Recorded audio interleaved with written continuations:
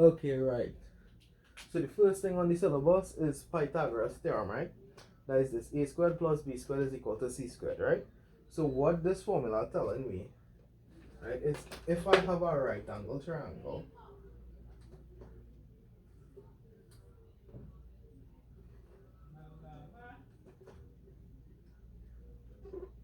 where the side opposite it is c, and we call this side a, and call this side b, right? The side c is the longest side. If we form a square on this side,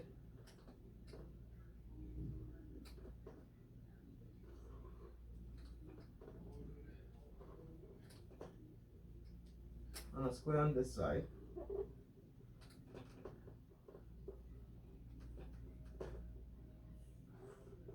and a square on this side,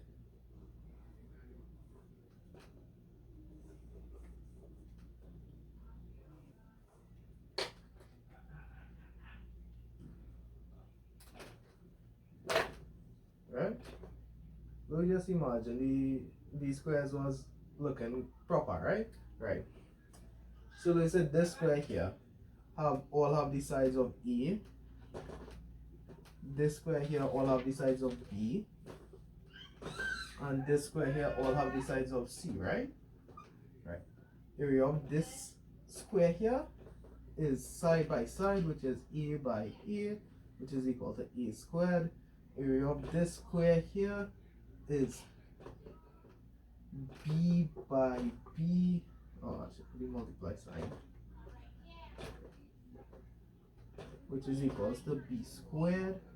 And this side here is C by C. The area of this side is C squared. Okay? So what this formula, what this theorem telling me is that the area of this square and this square makes up this square. Right, let me try it with one example. I think this, right?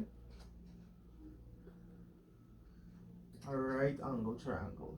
Where this side here is 3, this side here is 4, this side here is 5. Right.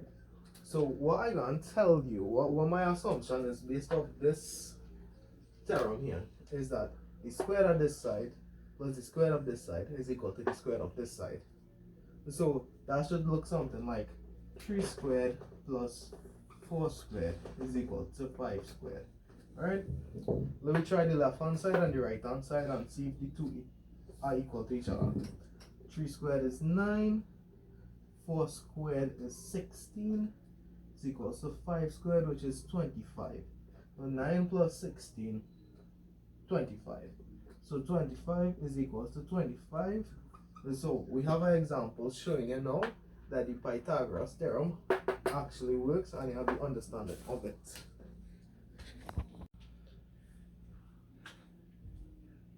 Alright, so two more examples here. The first one here, we got to solve for the unknown side, the length of the unknown side. So according to the Pythagoras theorem, a squared plus b squared is equals to c squared. So we just input these values into this formula. So we have 4 squared plus 5 squared is equals to x squared, which is a, b, and c, respectively. Alright? So we work this out now. 4 squared is 16 plus 5 squared is 25 is equals to x squared. This is 41 is equals to x squared. Now to get rid of the square on the side, we have to square root both sides. So we square root 41 is equal, square root of 41 is equal to the square root of x squared. The square root and the squared cancel off. So we just get left with x, and the root of 41 is equals to 6.4. So we solve for this side, x is equals to 6.4. Alright, now for this one, we gotta solve for y. It's basically the same thing here. We see the side that is opposite to the right angle triangle is 12, so that is all c. So we get 12 squared is equals to 9 squared plus y squared. Now we solve this the same way how we solved this one. Alright? So 12 squared is 144. 9 squared is 81. plus y squared. Now we minus 81 from both sides because we're trying to get y alone because that's what is required from us in this question. So 144 minus 81 is equals to 81 minus 81 plus y squared. So now we get 144 minus 81 is equals to 3, then 2, 6, 63. 63 is equals to y squared. So now we square root both sides. So the square root of 63 is equals to the square root of y squared. The square root and the squared would cancel off each other. So we are left with the square root of 63, which is equal to 7.94 rounded to 2 decimal places. So we see that this side here 7.94